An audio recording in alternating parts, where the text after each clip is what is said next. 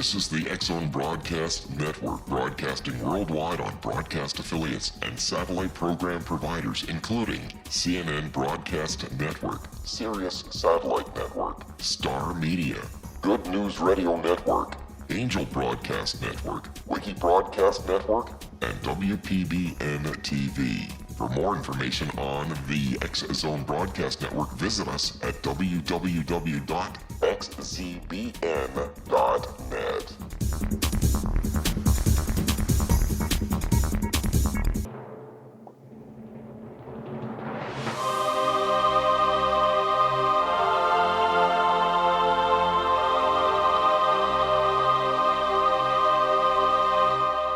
The Science of Magic with Gwilda Wiyaka is largely an opinion talk show. All opinions, comments, or statements of fact expressed by Gwilda Wiyaka's guests are strictly their own and are not to be construed as those of the Science of Magic or endorsed in any manner by Gwilda Wiyaka, REL-MAR McConnell Media Company, its affiliated networks, stations, or employees.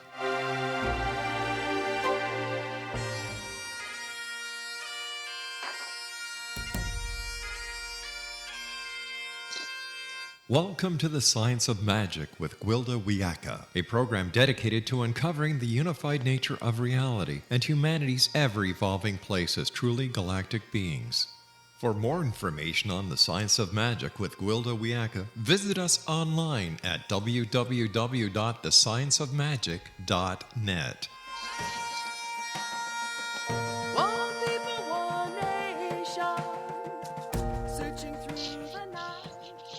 Hello, dear friends, and welcome to the Science of Magic, where we combine the science and magic of today's leading topics to co-create new solutions. I'm your host, Gwilda Wiyaka.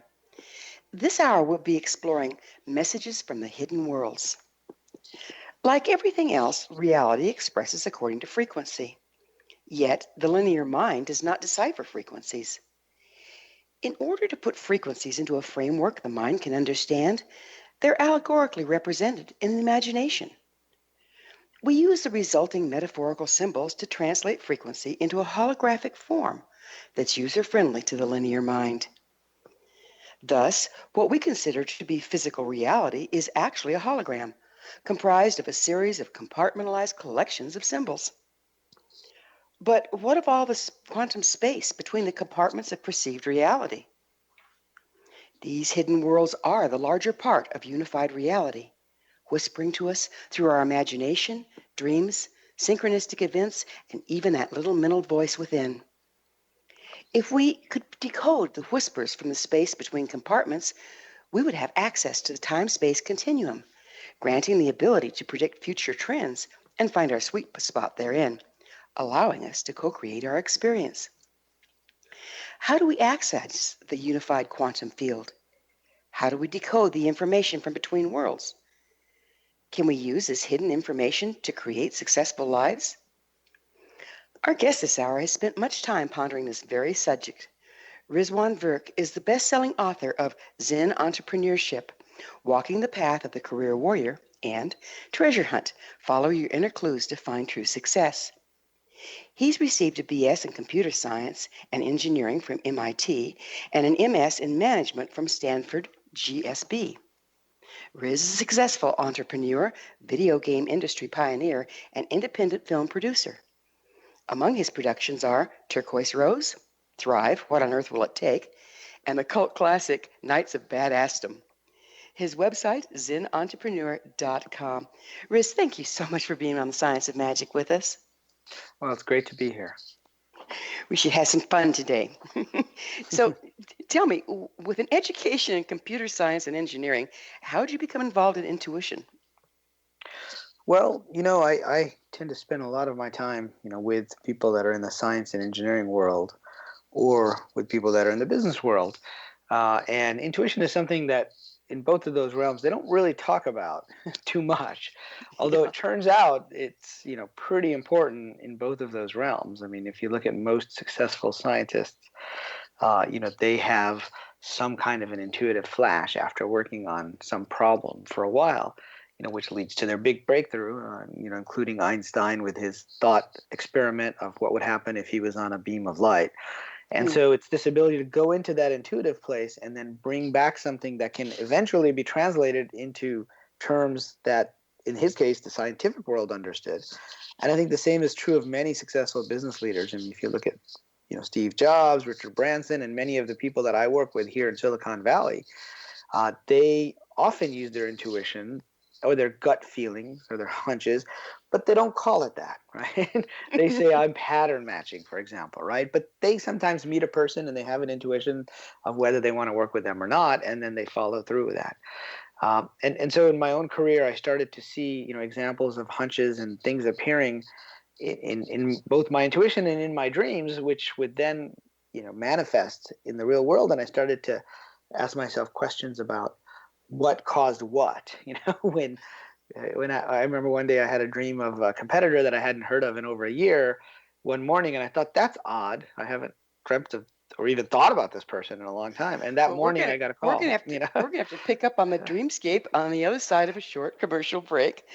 It's time for that break. So first, let me tell you about an exciting upcoming provision for those interested in spiritual evolution and personal empowerment, shamanic style. Path Home Shamanic Art School, Galactic Art of the Ancients, Key to Tomorrow, and Children of Tomorrow, Galactic Gatekeepers, are a revolutionary, affordable series of online classes designed to guide and support you and your family during these times of transition. They'll be coming shortly to findyourpathhome.com. Riz and I will return shortly and talk about dreams and intuition, so don't go away. You're listening to The Science of Magic, aired daily on xzbn.net. Prior episodes.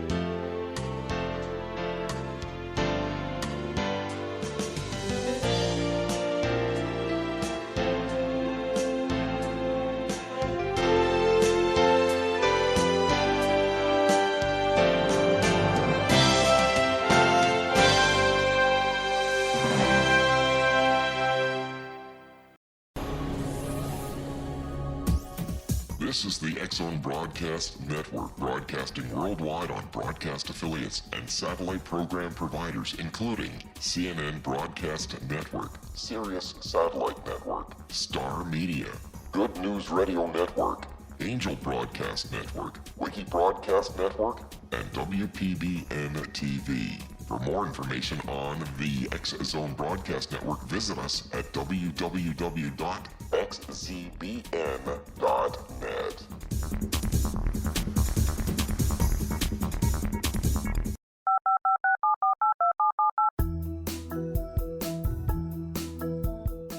Did you know that when you're on the road with limited data or Wi-Fi, you can still listen to the X-Zone Radio Show with Rob McConnell, The Science of Magic with Gwilda Wiyaka, X-1, Dimension X, Space Patrol, and every minute of the X-Zone Broadcast Network by calling 213-401-0080, courtesy of Audio Now.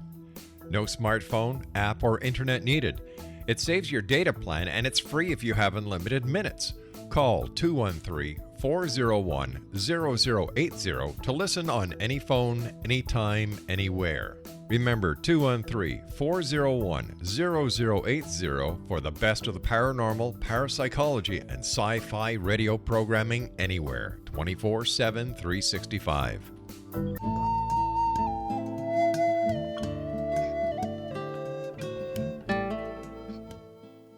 Welcome back. This is The Science of Magic, dedicated to unification and evolution of consciousness.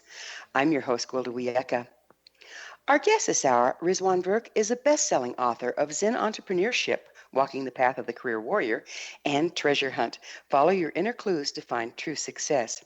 His website, zenentrepreneur.com. Riz, we were talking about a dream you had. Would you mind continuing with that? That was intriguing. Sure. And this was, one of many experiences that I had when I was starting my first company just out of MIT that made me question, kind of the solidity of the world and the standard cause-effect relationship that we talk about. So in the new book, Treasure Hunt, I talk about the rules of treasure hunting. And the first rule is it unusual? And in this case, I had a dream about a competitor of ours that I said, as I mentioned, I hadn't heard from in over a year. I hadn't really thought about that person. And so it was a little unusual. So I woke up thinking, why did I have a dream with this competitor, this guy? I haven't heard from him in over a year. So I went into the office of my first startup, and I recount this experience in Zen Entrepreneurship. And I got a call as soon as I got in the office from IBM saying that they were going to create a product which was going to compete with ours and possibly might crush our product, and they just wanted to give me a heads up. And I said, well, wait, if you're going to create a product that's going to crush ours, how did that happen? I never heard anything about this. And they said, oh, it's because we bought that company that was a competitor of yours about a year ago. And it was the same guy that I had just had the dream about. And I thought to myself, my sort of logical MIT trained engineer's mind would say that couldn't happen. And so, that was a perfect example of a synchronicity, or what I call a clue, in treasure hunt, where there's an internal event and an external event, and they're somehow related, but we can't see the causation in the physical world. Which, of course, brings the next question up. How do you start interpreting that sort of thing? Because it happens all the time if we pay attention, but then how do we match it up? How do we know what it means? Sure. So, the more we learn to pay attention to these clues, the more I think we become adept at interpreting them. And so in the book, I talk about a process, kind of an informal process that I call the clue life cycle. And the idea is that when you notice something unusual, it may or may not be a genuine clue that's asking you to go in a certain direction. And so the first stage is intuition. The second stage is interpretation, where you look at the clue and you say, well, what might this be telling me? And then the third stage is confirmation. So sometimes you need to look for a second clue that confirms the first one before you jump in, and then you take an action based upon that interpretation. So just like you might interpret a dream, you can actually interpret the things that are happening around you based upon your personal experience. And clues are very personalized. And that's the second rule of treasure hunting is if it repeats, it might be a clue. And the third is that the clues are very personalized. So if you and I walk into a room, our intuition may tell us to talk to completely different people. Or in a bookstore, there may be completely different titles that jump out to us. And so, it depends very much upon what we've been thinking. I'll give you another example. A few years back, I was living in Boston, and I was considering coming out to California part-time and trying to live on both coasts. And it was kind of a difficult thing to try to swing. Yeah, a bit of a stretch, yeah. Yeah, I was still in my 20s. I didn't have a lot of money. And as I was walking around New England, I started to see mermaids everywhere, and not real mermaids, but statues of mermaids. Now, the funny thing is, those statues had been there. I'd been living in Boston for over 10 years, and I had never noticed them before, but they had been there all along in all these seaside towns. So my attention was being drawn to them. So one, it was unusual. Second, it was repeating. And the third is I started to think about, well, what does a mermaid represent to me? And to me, it represents somebody that's in two worlds at once. And it was sort of a confirmation about my decision to try to live at that time on both coasts, but also, more metaphorically, living in the business world and the spiritual world, where often people don't talk to each other. Well, that also brings up another question for me is, it seems to me like dreams and intuitions can have more than one meaning, and it might have a meaning at the time, and then you might find later that it was also precognizant. Would you speak to that? Yeah, I mean that's very true. And so let's take that example of of the mermaid and wanting to live in both coasts, the East Coast and the West Coast. So that was sort of one meaning. At another level, over time, I discovered that's sort of one of my symbols for bridging the gap between East and West, both in terms of Eastern philosophy and a lot of the Western science and business, that I've been part of. And so dream symbols are often what psychologists call overdetermined, which means they have more than one meaning or more than one interpretation. And all of those interpretations, can be true. And the same is true with clues. And so the clue life cycle, after you take an action, later you look for validation of that, and then you look for the next clue in that series of clues. And that might happen over a very long period of time. So it may not happen right away. If we have a few minutes here before a break, I'll tell you another story that demonstrates that. Okay, I have a real quick question that might go into this story. Is do you find that journaling, so that you keep track of all of this, is helpful? Yes, definitely. And so in the book, I use the example of Indiana Jones and his films, where he's trying to find a treasure. And in Indiana Jones and the Last Crusade, Sean Connery plays Indy's father, and he has this diary that he's been carrying around with him his whole life. He calls it his Grail diary because he's looking for the Holy Grail, and he writes down his clues in that book over time. And that's really, something I recommend, is to have your own book of clues and to write down these clues as they happen, because you need to draw connections, sometimes over many many years, as in the case of Indiana Jones's father, which he discovered where the Holy Grail was in that movie many years later. Yeah, it's amazing, isn't it? And so you had a story to tell. Oh yeah, so this is a simple example of a story where a clue might manifest itself years later.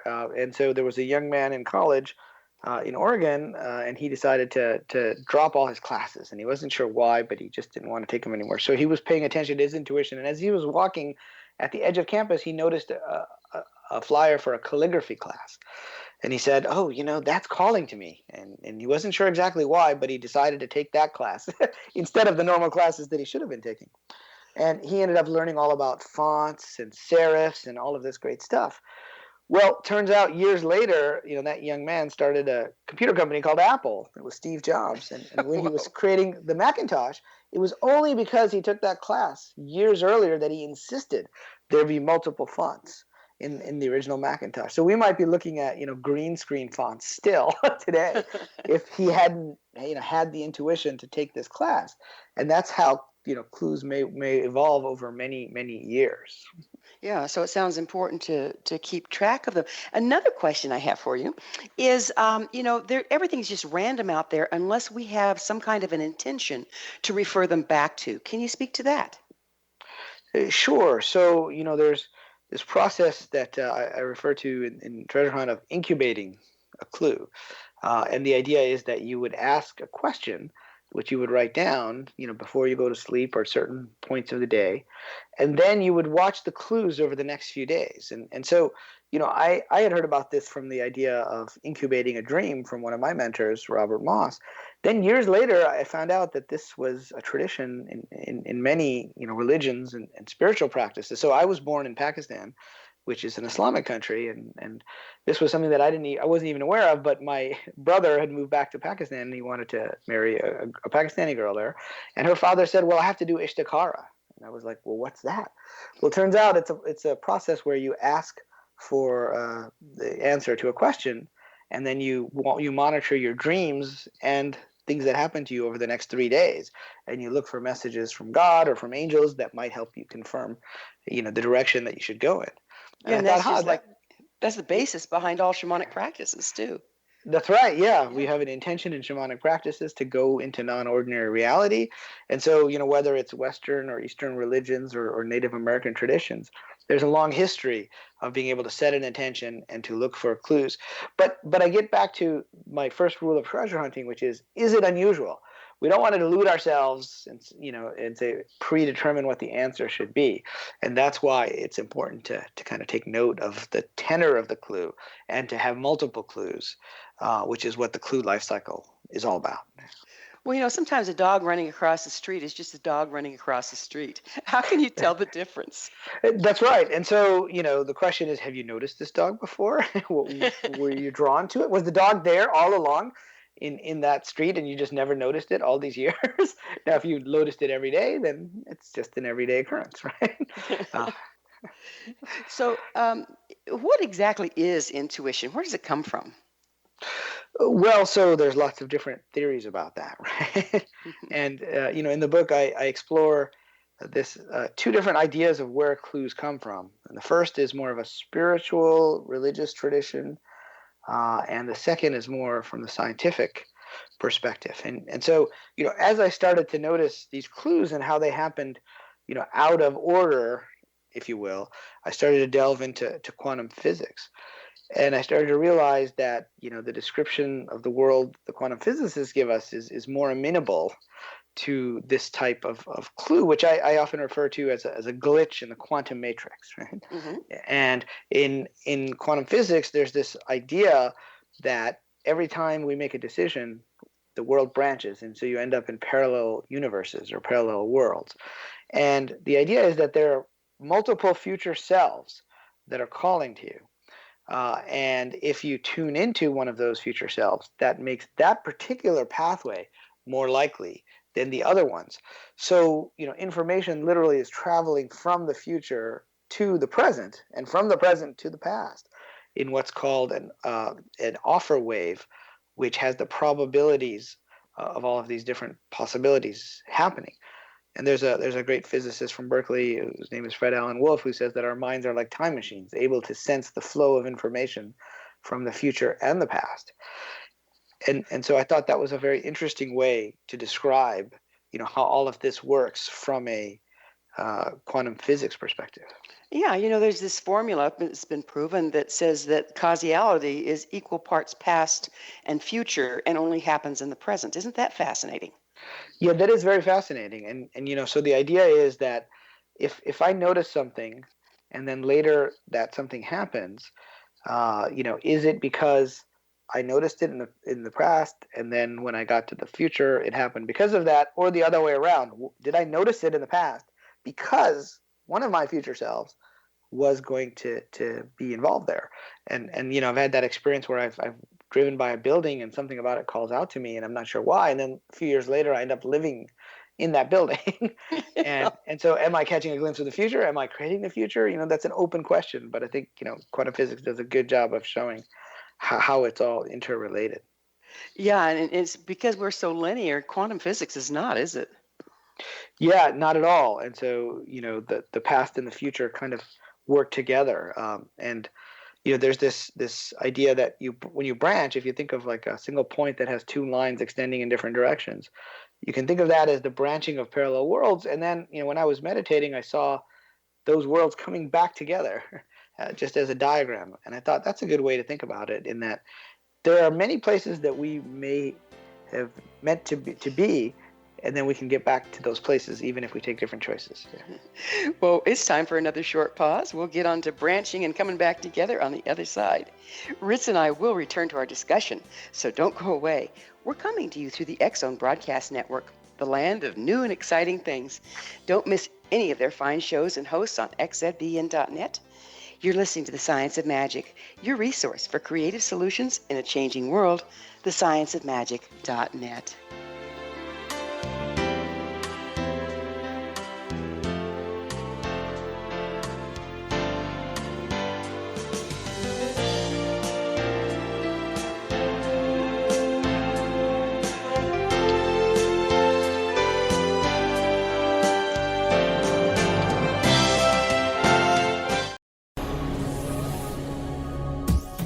This is the X-Zone Broadcast Network, broadcasting worldwide on broadcast affiliates and satellite program providers, including CNN Broadcast Network, Sirius Satellite Network, Star Media, Good News Radio Network, Angel Broadcast Network, Wiki Broadcast Network, and WPBN TV. For more information on the X-Zone Broadcast Network, visit us at www.xzbn.net.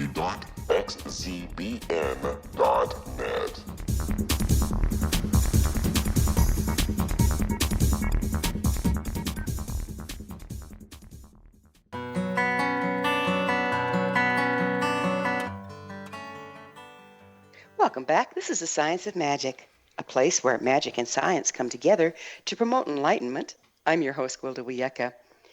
Our guest this hour, Rizwan Virk, is the best-selling author of Zen Entrepreneurship, Walking the Path of the Career Warrior, and Treasure Hunt, Follow Your Inner Clues to Find True Success. His website, zenentrepreneur.com. Riz, we were just talking about how our lives can branch out into multiple options and then come back together again. Would you mind expounding on that? Sure. As I mentioned, I had seen this symbol in a meditation, and I began to think about what it meant, and I realized it was related to the studies I was doing around quantum physics, where every time we make a decision, we branch into parallel worlds, and then sometimes those worlds come back together. And so I thought about it at a simple level. There are major decisions we might make, like I may live in Boston, I may live in California, or both, right, which might lead down very different paths in life. But then there are many inconsequential decisions. I might decide to have oatmeal versus cereal or a pear this morning. those decisions, while technically they might branch into different quantum realities, kind of merge back together and we continue more or less on the path that we were on. But sometimes I think our intuition and what I call clues are really tapping into some of these parallel lives or parallel worlds. There's a great example I use of an episode of Star Trek. I'm a big fan of science fiction. And in this episode, the Enterprise sees another Enterprise from the past, which has gone through some kind of time travel. And that Enterprise was destroyed in the past.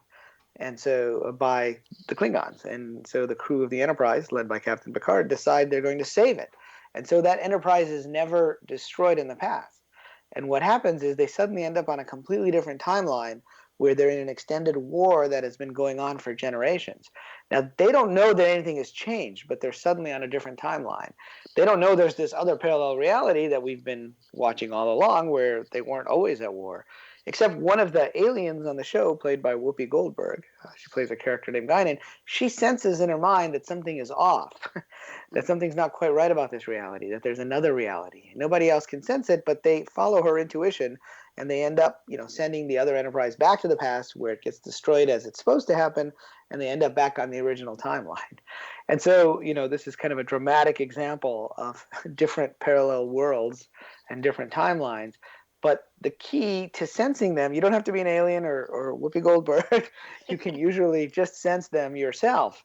And I've had instances, where I've walked by, university here, Stanford University, for example, and sensed an alternate me that ended up going down the path of becoming an academic and becoming a professor. Whereas in this reality, I'm an entrepreneur, I'm a filmmaker, I make video games, a very non-stuffy, non-academic type of person. But there's this other me out there, and I think we can tap into our parallel selves and potentially kind of like meeting yourself coming and going, right? Right, exactly. And then you can actually, get some, figure out what some of the strengths are of yourself in this other reality, and you can incorporate some of those, into your own life just through the mind and intuition, which is the key receiver, in quantum physics. So is this kind of like an explanation for déjà vu? Yeah, so déjà vu is one of the interesting types of clues. And so again, I define a clue as a coincidence between an internal and an external event. And so déjà vu happens sometimes when we walk into a place or when we meet a person for the first time, and we're like, where have I met this person before? And there's lots of possibilities for that. Of course, the neuroscientists have their own explanation about neurons firing, but I would say from my own experience that you may have seen that person in a dream before. You may actually know that person or that place in a parallel reality. You may be living there, you may be working there, which is why it makes such an impression on you. Or this may be a future self that is involved with either the place, person, or thing which is giving you the déjà vu. And all of those are valid according to different interpretations of how intuition works and where clues come from. It's almost kind of like a warp and the weave, isn't it? I know it was portrayed quite nicely in the movie The Matrix, where when people would have a déjà vu, it was a ripple in the programming. So it'd be like two timelines crossing suddenly. Yeah, exactly. I mean, I like to think of it as a glitch in the Matrix. And, it's something that maybe shouldn't happen, but happens because our minds are able to sense more than just the reality that we're seeing.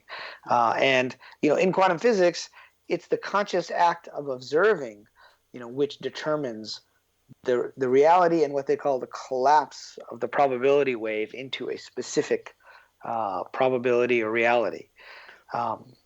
Ooh, I've got a rabbit hole. Let's go down it, okay? So if our reality is controlled by our belief system, and our belief system is basically programmed by education or by media or by whatever else, how much of what we sense is what we've been taught to sense, and how much of it is our freedom? Well, I think there's an element of both, right? And I think there's what we've been taught by the media and the environment. And then, if you look at the ancient yogic traditions, which I've spent a lot of time looking into, they talk about the mind and the body being like a series of clear sheaths that surround the person. And over time, as we go through life, they get imperfections in them, what they call samskaras. And you can kind of view it as light coming in, which is what you would normally perceive through a clear field or clear set of sheets. But because of all these cataracts, if you will, in the sheets, we're already bending the light that comes in. So we're seeing it through our own personal perceptions. So we've got our own personal perceptions that happen through life. And then we've got the media. But then that's why I ask, is it unusual as the first question when getting an intuition, right? As opposed to, is it something that happens all the time? And it could even be, in the ancient traditions, they talk about because of the way we warp our field, we have what we call vasanas, which are our tendencies. And in the book, I talk about our patterns, so which are sometimes patterns that are not leading us towards success. And if we repeat the same decisions that we make instinctively sometimes we're going down the path not of following our intuition, but of kind of repeating the same thing over and over again. And that happens in our work as well as in our relationships and our personal lives. Which brings me to my next question is, I think it's very difficult sometimes to tell our intuition from a trigger into past damage. Would you speak to that? Sure, absolutely. So, one of the ways we can do that is to use the clue life cycle to write down the clue. And for somebody who acts too quickly, the clue life cycle can kind of slow you down a little bit, so you wait for confirmation and validation before moving forward. And for somebody that does too much analysis and doesn't dump in enough, it gives them a reason to act when they have a confirmation. So in the book, I also talk about anti-clues. And anti-clues are ways for us to recognize that we are going down a path that is repeating a pattern. So, for example, I was on a radio show a couple years ago when I published Zen Entrepreneurship, and this woman said, I keep getting into these business relationships that I can't get out of. And I said, well, has this happened at least 3 times? She said, yeah. I said, okay, that's an external pattern, which is probably caused by some internal pattern. So for her, I asked her to think about what happens when she gets into these business relationships. And she described that she got really excited about some possibility of working with this person. And so they end up signing a contract right away. And then later, she regrets it and can't get out of it. and I said, well, the anti-clue here is the excitement that you feel when you're about to jump into this new business relationship. And so you should take a deep breath. You should recognize this anti-clue and set up for yourself some hurdles to jump over to say, okay, let me think about that for a week or 2, and I need to look for confirmation before I move forward. And so, our clues and anti-clues are basically indications of our patterns. And I like to say that our patterns are like dragons. And there's a great Chinese saying about dragons, which is that if you try to fight the dragon, it will defeat you. If you try to feed the dragon, it might eat you. But if you learn to ride the dragon and take advantage of its might and its power, then you're golden. And so learning to ride the dragon of our personal patterns is really important, because these patterns often come from strengths. So in the case of this woman, and I often do this myself when I jump into new ideas and projects, it's a strength that she gets excited and wants to work with people. In my own case, it's a strength that I like to jump into something new, but we need to pull that back. And so when I was in China a few years ago, I noticed a statue of a dragon in one of their ancient castles, and I said, what's that under their claws? Because they always had something. And they said, oh, that's the pearl that the dragon is guarding. And so even though our patterns are like dragons, there's a pearl in there, which is our internal strengths. And so, we have to protect the pearl, but also learn to ride the dragon. Put the reins on the thing, huh? That's right. In some cases, put the reins. In other cases, your pattern may be not jumping in. And so you have to act the other way. And so, part of treasure hunt is to have a way of left brain and right brain way together to make decisions and come up with a new navigational system that respects your own strengths, your own weaknesses, your personal patterns, and the things that you were meant to do in this life that you feel called to do. So you're triangulating between intention, patterns, and intuition, logic and intuition. That's right. Yeah. So try to find a middle point between all of those, because the problem is not that that we should never use logic. It's that we shouldn't use too much logic, and not that we should use intuition all the time, because sometimes we can delude ourselves, and so we have to confirm and validate the intuition. So bouncing back and forth. That's right. Yeah. So in fact, I was at Stanford Business School, and our professor taught us, all about putting together these spreadsheets, and you laid out all the probabilities, and you said this choice is the best expected value. And then I raised my hand and I said, well, what if you change, the values over here on the left? He goes, well, then everything changes. And so logic alone wasn't enough. He said that's why, you, the manager or the person making the decision, have to also trust your gut. That's why they pay you the big bucks, is to make that decision. It's not just about looking at logic. It's about combining that with your own intuition, I think. So let me see if I've got this right. So logic works within your compartments, and intuition works within the space between. Yeah, that's a good way, I think, of describing it. and yet we've been taught to ignore that. We have, and it's partly because we don't, in our media, we don't talk about some of the intuition that people have had to follow, to become successful. And, again, I'm in Silicon Valley, and there's a lot of venture capitalists here. One of the stories I recall in the book is a venture capitalist who made a decision about investing in a company based on synchronicity, but of course he didn't call it that.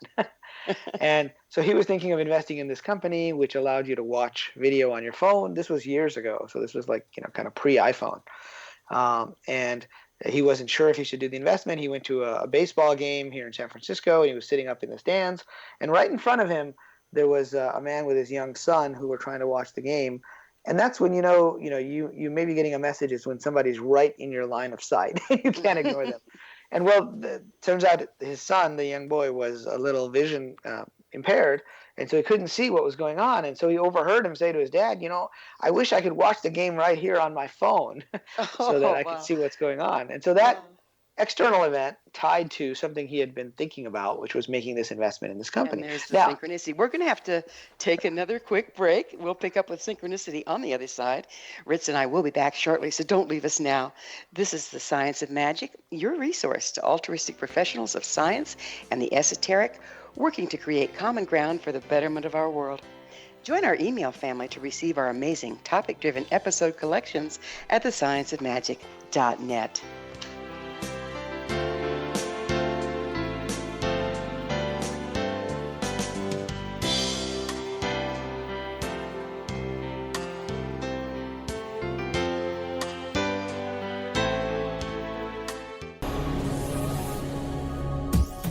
This is the X-Zone Broadcast Network, broadcasting worldwide on broadcast affiliates and satellite program providers, including CNN Broadcast Network, Sirius Satellite Network, Star Media, Good News Radio Network, Angel Broadcast Network, Wiki Broadcast Network, and WPBN TV. For more information on the X-Zone Broadcast Network, visit us at www.xzbn.net.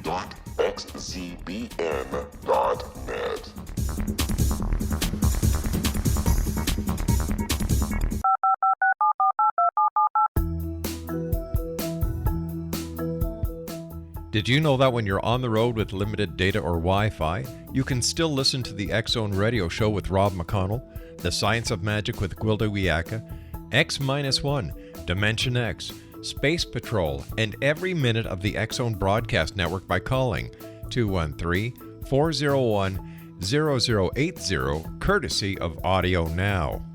No smartphone, app, or internet needed.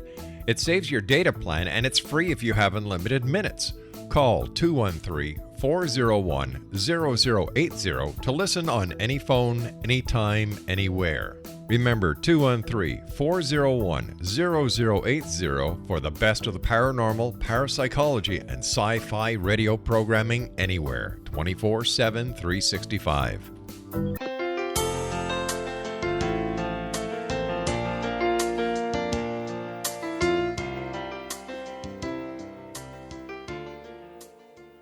Welcome back. This is The Science of Magic, bringing together gifted people of service to the world.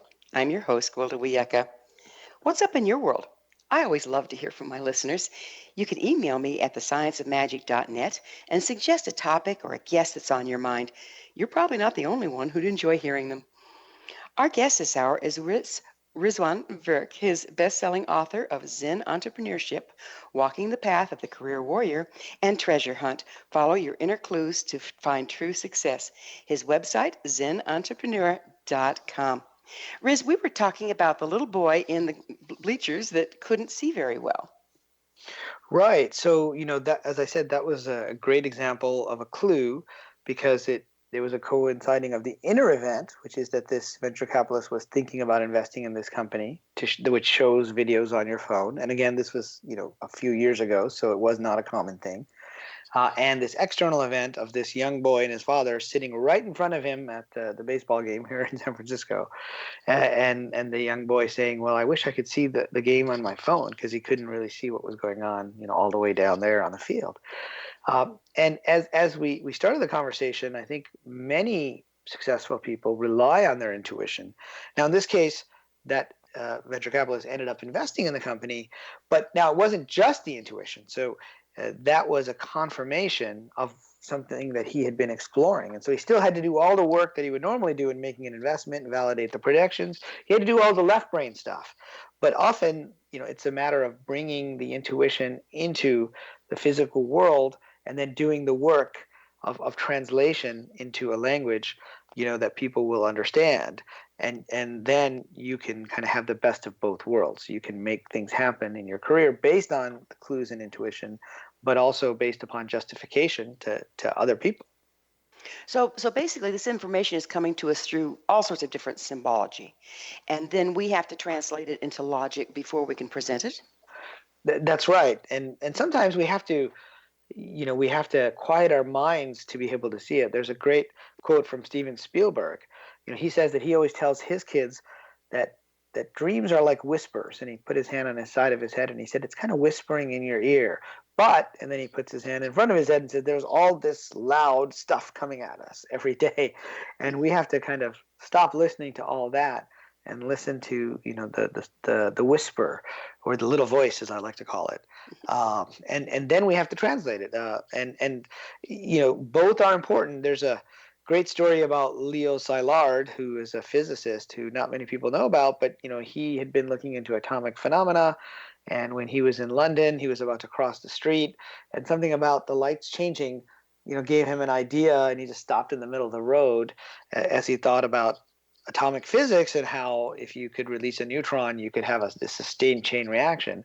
Well, he basically come up with the idea for the atomic bomb. He wrote it down. He wrote it down and he gave it to the British War Office, and they had no idea what to do with it. They're like, "Well, very good, jolly good, thank you," right? They just kind of put it away because he hadn't translated into a language that they would understand. Years later, they were worried the Germans were making the bomb, and he was in the U.S. He went to Einstein, who then talked to a friend of his who took it to President Roosevelt, and he put it in terms that President Roosevelt could understand. And so, I bring this up more as an example of translating an intuition into language that can be understood by the people that can help you, to get there. More than we should all create atomic bombs. That's not the point. But, no atomic bombs, right? Yes, exactly. So, Riz, how can we use this hidden information to create successful lives? Well, by incorporating this ability to recognize clues, to look for confirmation, and creating our own navigational system in the world around us, I think we can all be more successful. And I define success, not so much in financial terms, although success, might mean different things to different people. I believe we all have a treasure map, and like Indiana Jones in the films, it would be nice if the map was just laid out, like in the Indiana Jones film. If you just saw, oh, there's the Ark of the Covenant, I'd just go and get it, right? But that's not usually how it works. Usually he has to follow one clue, and that clue leads to the next clue, which leads to the next clue. And, our lives are a little bit like that. We have a vague sense of things we were meant to do, but we sometimes need to follow the clues. And sometimes, the clues manifest years later into an overall larger pattern that's really what I call our personal treasure map. In some of the Buddhist and Chinese traditions, they talk about before we're born, we have things we were meant to do, but then Meng Po, the Chinese goddess of forgetfulness, she brews the tea of forgetfulness that we drink. And so when we get here, we don't remember what we were meant to do. But we do have glimpses of it. And that's what I think these glitches in the matrix are.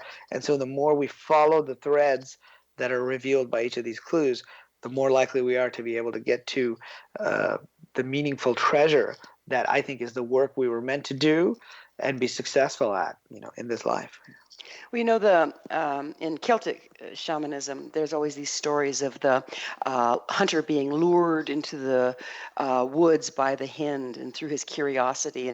And all shamanic traditions have something similar, a story that tells you that it's the curiosity, it's the lure to find the next thing and the next thing and the next thing that actually shifts our perspective enough that we can see what's right in front of us.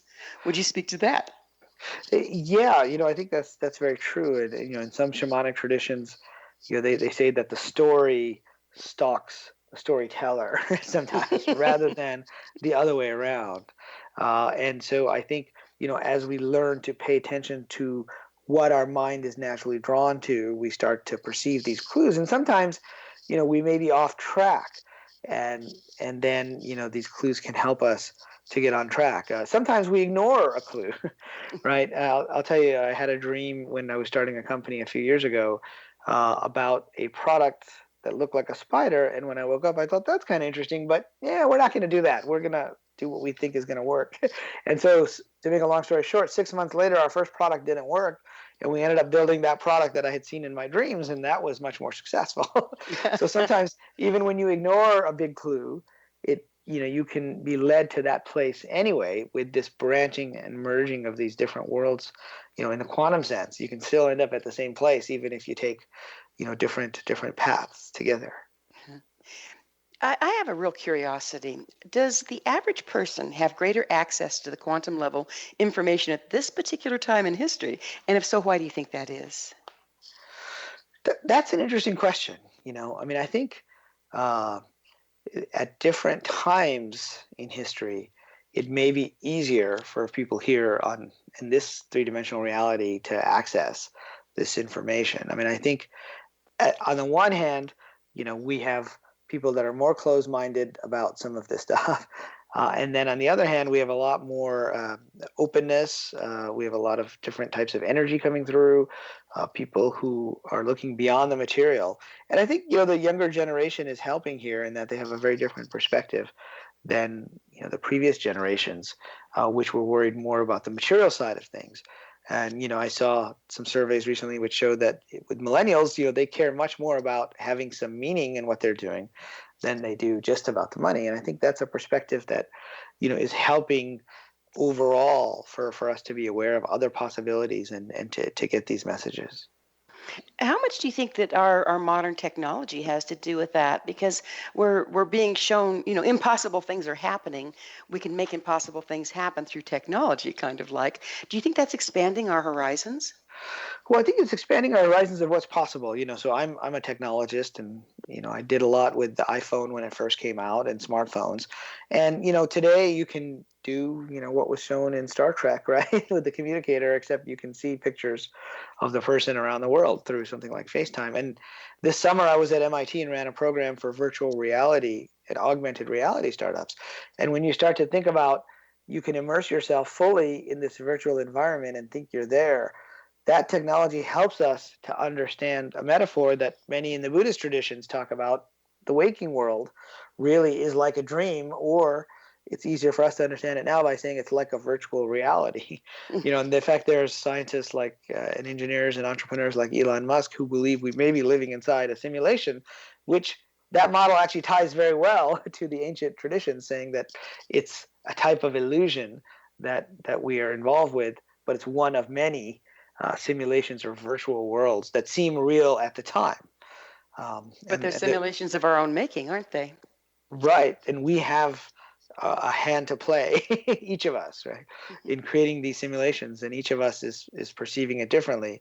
And that's why, I say that the clues that can lead us to our treasure are very personalized, right, for each of us, because each of us is living in a slightly different but similar virtual reality, if you will. Well, we're just about out of time, but I can't thank you enough for being on with us. And, if you're to say one phrase that will help people to engage in this, what would it be? I'd say follow the clues to find the treasure. Yeah. Beautifully put. It gives hope, because that means we can recreate the world, doesn't it? It definitely does. Yes. Well, Riz, congratulations on the launching of your book and for being part of the solution. Thank you very much, and thanks for having me on the program. Absolute pleasure. Our guest this hour has been Rizwan Virk, the best-selling author of Zen Entrepreneurship, Walking the Path of the Career Warrior, and his latest book, Treasure Hunt, Follow Your Inner Clues to Find True Success. His website is zenentrepreneur.com. This has been The Science of Magic. Join our email family to be the first to receive our thought-provoking, topic-driven episode collections at our website, thescienceofmagic.net. Until next time, dear ones, may you be blessed with knowledge and comforted with love as you follow your inner clues and create a new world.